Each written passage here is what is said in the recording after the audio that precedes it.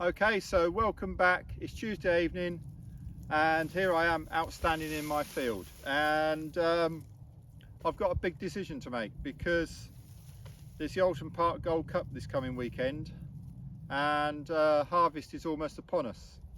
So luckily the Historic Sports Car Club have put my entry on hold until tomorrow morning. So we're going to have a little look at the wheat now and see how near harvest we are.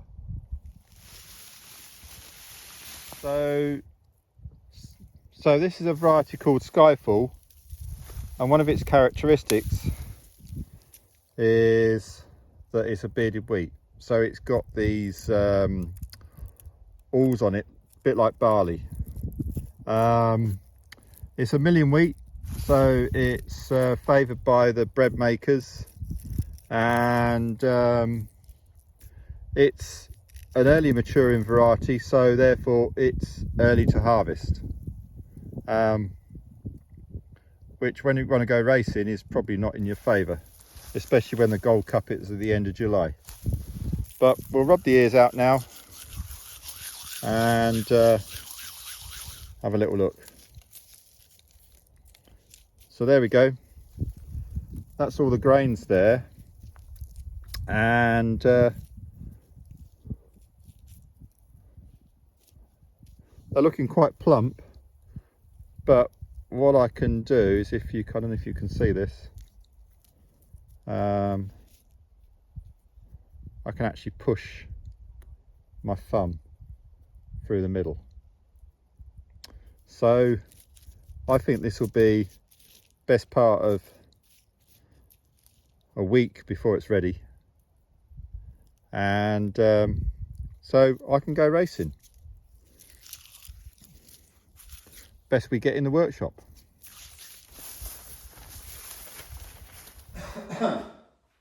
So the car is exactly how I pushed it off of the trailer from Brands Hatch. I haven't done anything to it. I haven't drained the fuel, nothing, absolutely nothing.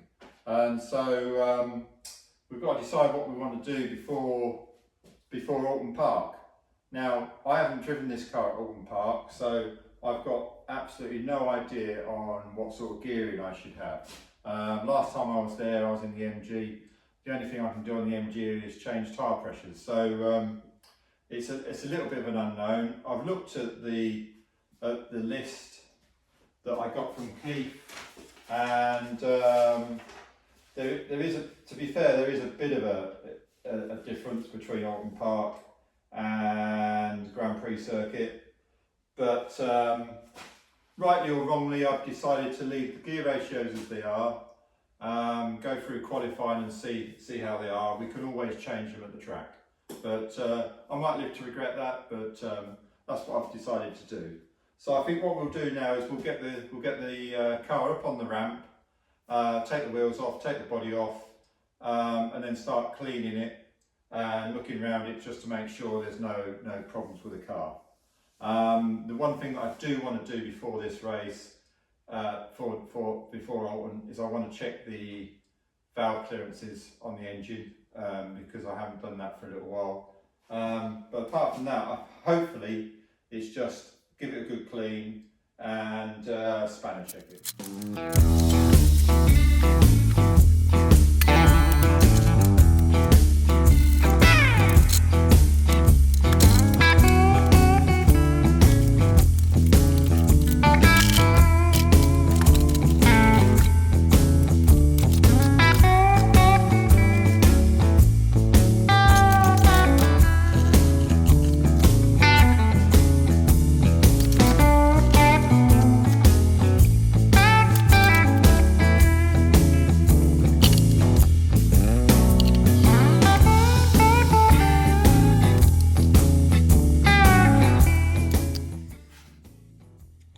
So 2.5 litres left after the race at Brands. So I'll just have a quick look what that was in the book. We had a full 20-minute race.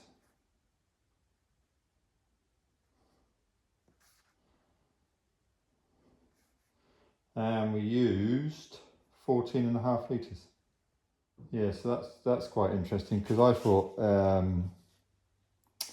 Thruxton was quite heavy on fuel, but a 20-minute race at Thruxton was 14 litres, whereas a 20-minute race at Brands Hatch was 14.5. Very interesting. And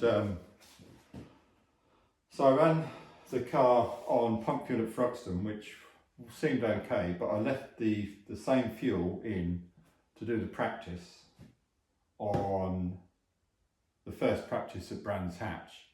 And I kept on fouling plugs, which I've never done with this car before. It's never really done that. So Sonoco were at Brands Hatch, so I started running it on the 101 and never had any problems since. So I'll put what petrol I've got in there and write it down, and we'll have to get some more at the track.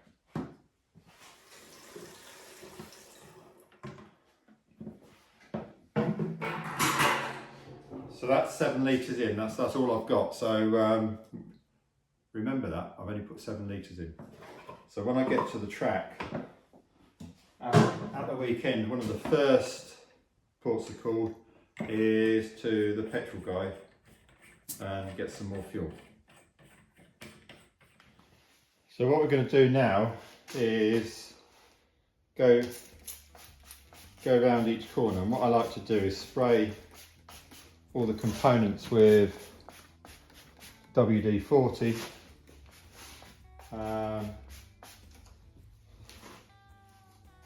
WD-40, because not only does that just lubricates and helps clean the components, what it also means is that as you go around cleaning, it means you have a little look at every part of the suspension,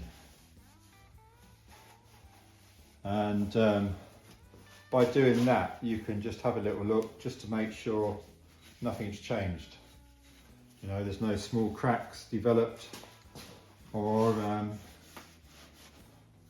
anything come undone really. So it's just a case of just methodically going around and cleaning all the WD-40 off, and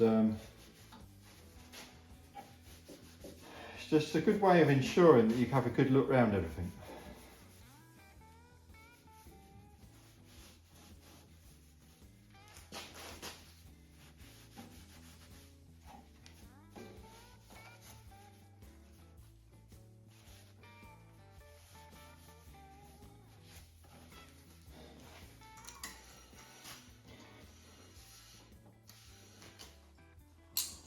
Then we just go around with the spanners.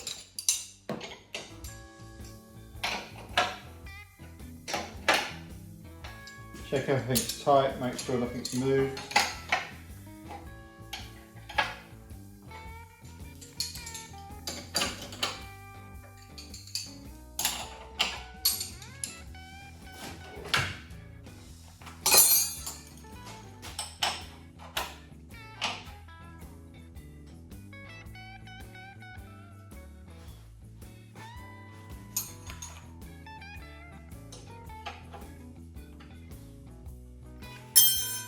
And then we go around all 4 corners, and that's the suspension check.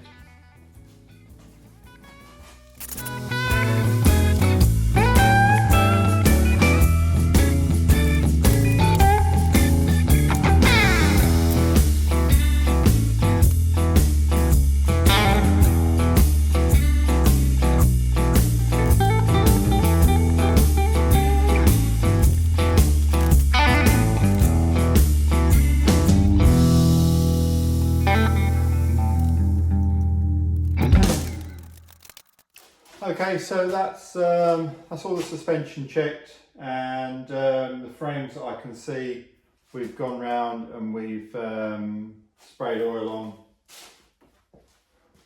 and just wiped the oil off. And what you can do is, what I'm looking for as well as all the welds, just to see if there's anything cracked. If there's anything cracked that we might need to repair. And that all seems okay. So what we're going to do now is we're going to leave it for tonight, and I'll come back tomorrow. And tomorrow we'll go around the engine, just check all the bolts are tight on the engine, and there's a little bit of a weak the other side from the sump gasket, so we might just have a little go around with a spanner and just try and tighten those up. And like I said, we'll just check the valve clearances, and yeah, then it's a matter of just cleaning the wheels, cleaning the bodywork, and loading it up, and make our way to Oulton Park.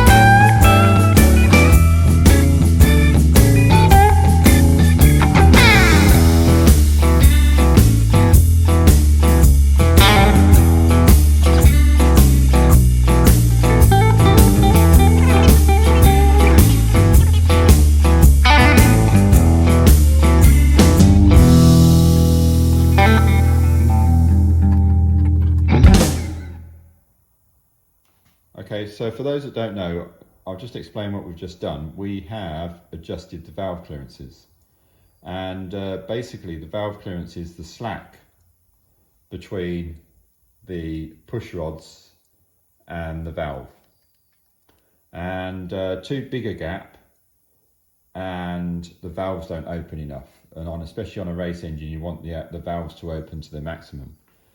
Too little gap, when everything warms up, there's a danger that the valves won't close properly. So to adjust it, what we do is we need to turn the engine over, and I don't know if you can see the rockers moving now. So what we've got now is the exhaust valve on the number 1 cylinder is completely open. So that means that that's at the top of the cam. So somewhere along all of these eight valves, one of them is at the bottom of the cam. And the way I remember, and this only works on a 4-cylinder engine, obviously, but I use 2 methods. Either the rule of 9, so if number 1's down, take 1 away from 9, so number 8 cylinder is the one that's loose. The other way, which I also use, which if you can't add up, is quicker. So you divide the engine down the middle and then mirror opposites. So when it's number 1, it's number 8, number 2, number 7. But if you think they all add up to 9. So on this engine, and I don't know if you can see these numbers on here, I set the valve clearances 20 on the exhaust and 18 on the inlet. So the opposite one is always the same. So that's an exhaust valve. That's an exhaust valve. So what we do is we put the feeler gauge in, and so it just slides gently in and out. And so we know that that gap now is 20 thou. Now also on this stroke, the inlet on number 3 cylinder is down, the valve is open. So rule of 9 or mirror opposite, number 3, the inlet on number 2 is the one we check. So number 3, number 6, add them together, it's 9. 18 thou, and that just slides in there. So then we just turn the engine over until the next valve's open. And in this case, it is the inlet valve on number 1 cylinder and the exhaust on number 2 cylinder. And so the valves we adjust or check are number 7 and number 5. 4 and 5, 9. And we keep doing that and so on, checking them and adjusting them until we've got our valve clearances. So that is how we set valve clearances.